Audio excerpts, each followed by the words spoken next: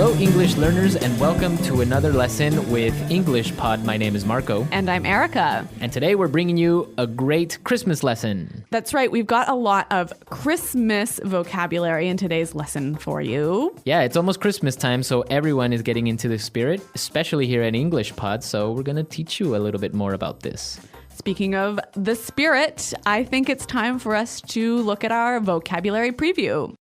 Vocabulary preview. So in this part of our show, we'll look at some key language in the dialogue that you'll need to know to understand the dialogue. And actually, today we only have one word.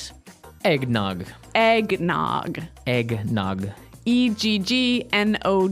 Eggnog. So eggnog is a really popular Christmas drink. It's a traditional Christmas drink. Right. What is it made of? Eggs, cream, sugar, and usually rum. Rum. Oh, so it has alcohol. Yeah, normally it has alcohol. Okay. All right. That's interesting. There's actually a drink very similar to this in Chile. Really? Yep. They call it monkey tail. So in Spanish, that would be Cola de mono. Very nice. Yeah, so it's actually really, really good. And it's really similar to eggnog. Okay, well, with that in mind, let's take a listen to our dialogue for the first time.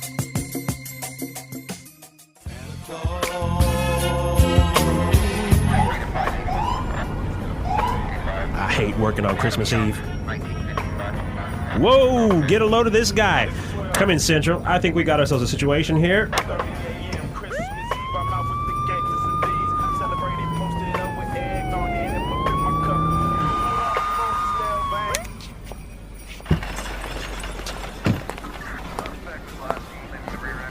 License and registration, please. Have you been drinking tonight, sir? I had one or two glasses of eggnog, but nothing else. Step out of the vehicle, please. Sir, what do you have in the back? Just a few Christmas gifts. 'Tis the season, after all. Don't take that tone with me. Do you have an invoice for these items? Oh, no.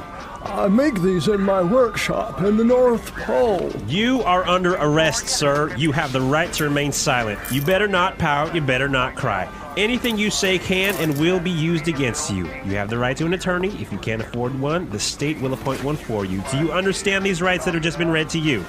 You can't take me to jail. What about my sleigh? It's Christmas Eve. I have presents to deliver. Rudolph, Prancer, Dancer, get help!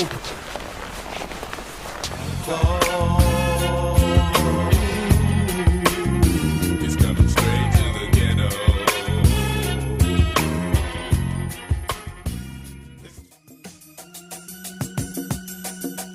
Well, I did not see that one coming.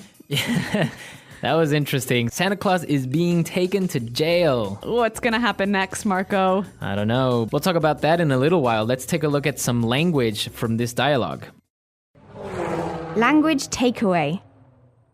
So the first word that we have on our language takeaway today is vehicle. Vehicle. Vehicle. Vehicle. So this is a vehicle.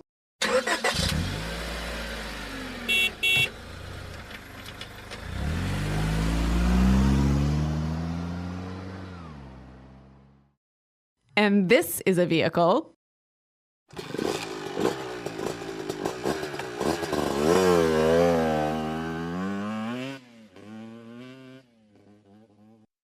And this is a vehicle.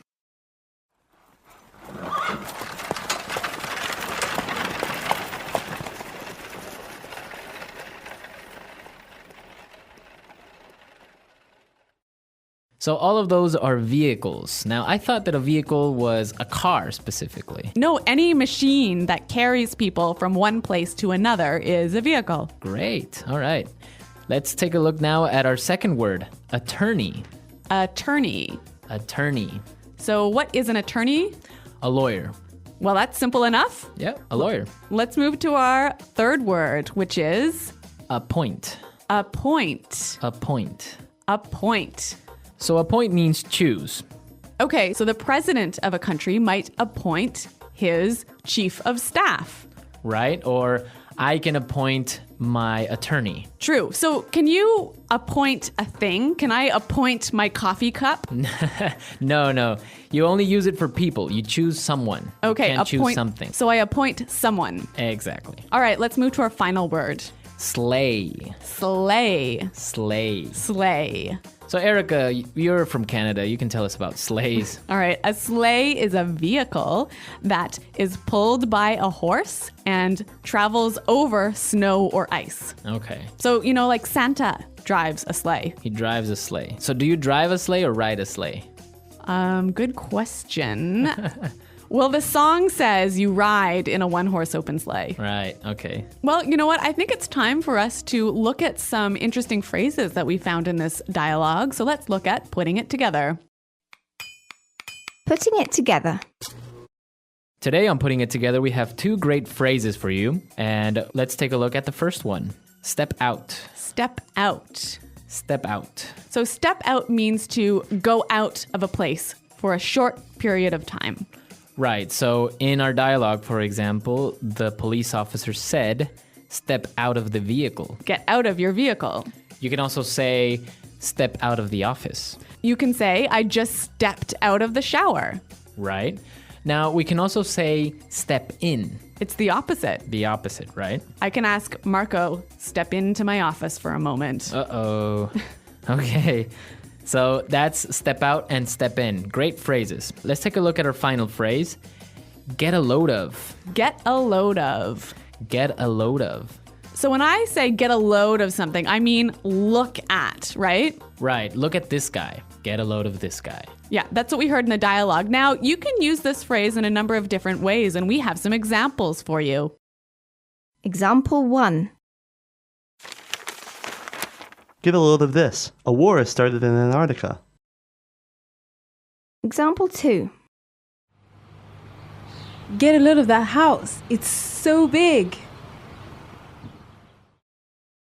Example 3. Get a load of him. He's wearing a pink suit. Okay, I think we've covered a lot of interesting words and phrases, so we are ready to listen to our dialogue a second time. But this time it's going to be a little bit slower so we can pick up all these great words. I hate working on Christmas Eve. Whoa, get a load of this guy. Come in, Central. I think we got ourselves a situation here. License and registration, please. Have you been drinking tonight, sir? I had 1 or 2 glasses of eggnog, but nothing else. Step out of the vehicle, please. Sir, what do you have in the back? Just a few Christmas gifts. 'Tis the season, after all. Don't take that tone with me. Do you have an invoice for these items? No. I make these in my workshop in the North Pole. You are under arrest, sir. You have the right to remain silent. You better not pout. You better not cry. Anything you say can and will be used against you. You have the right to an attorney.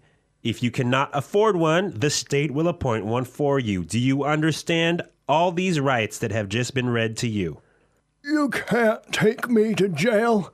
What about my sleigh? It's Christmas Eve. I have presents to deliver. Rudolph, Prancer, Dancer, get help. Okay, so we noticed some really great words and phrases, and with this, now we can start with some Fluency Builder. Fluency Builder. Today on Fluency Builder, we have 2 great phrases that you can use to sound a little bit more natural when you speak. That's right. Our first phrase you can use if you want to say, don't speak to me like that. Don't take that tone with me. Don't take that tone with me. So you often hear this phrase coming out of the mouth of a mother or a father. Yeah, when their children are maybe talking back. Yeah. Don't take that tone with me, young man. I used to get that a lot. Really? Yeah. Sorry about that. Okay, our second phrase, we use it when we have a problem. The phrase we heard in the dialogue was, I think we've got ourselves a situation here. Let's listen to another example. Houston, we've got ourselves a situation here. Houston, we've got ourselves a situation here. Sometimes I use this phrase when I want to tell my boss that I have a problem. I might say, "Boss, I've got a bit of a situation. Can you help me with it?" Okay, yeah, I have a little bit of a problem. Yeah, useful phrases, hey? Really useful phrases. Great stuff. So now we can listen to our dialogue a final time, and this time we can understand everything that's in it.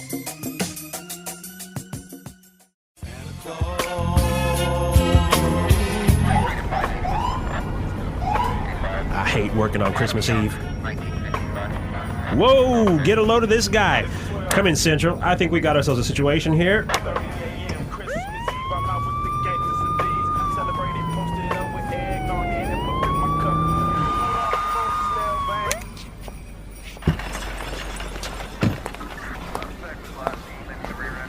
License and registration, please. Have you been drinking tonight, sir? I had 1 or 2 glasses of eggnog, but nothing else. Step out of the vehicle, please. Sir, what do you have in the back? Just a few Christmas gifts. 'Tis the season, after all. Don't take that tone with me. Do you have an invoice for these items? Oh, no. I make these in my workshop in the North Pole. You are under arrest, sir. You have the right to remain silent. You better not pout. You better not cry. Anything you say can and will be used against you. You have the right to an attorney. If you can't afford one, the state will appoint one for you. Do you understand these rights that have just been read to you? You can't take me to jail. What about my sleigh? It's Christmas Eve. I have presents to deliver. Rudolph, Prancer, Dancer, get help!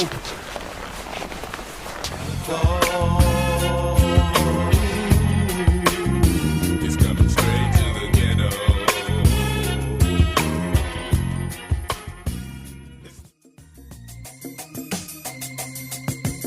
So when the police officer was arresting Santa Claus, he said something a little bit strange, hey? Yeah, he said, you better not pout, you better not cry. Now, are those part of the normal rights that a police officer reads? No. They're not part of the normal rights. It's actually from a Christmas song, so let's listen to how it goes in the song.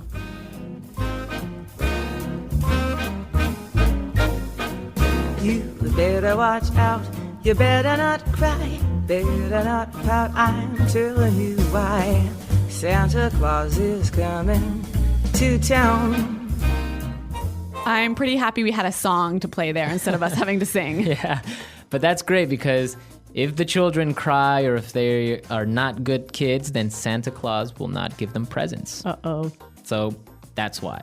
Okay, listeners, I hope that you're not pouting. I hope you're not crying. But it's time for us to go. So be sure to go to our website at englishpod.com and be sure to leave all your questions and comments and maybe some of your Christmas stories. All right, thanks for listening. And until next time, Bye. Goodbye.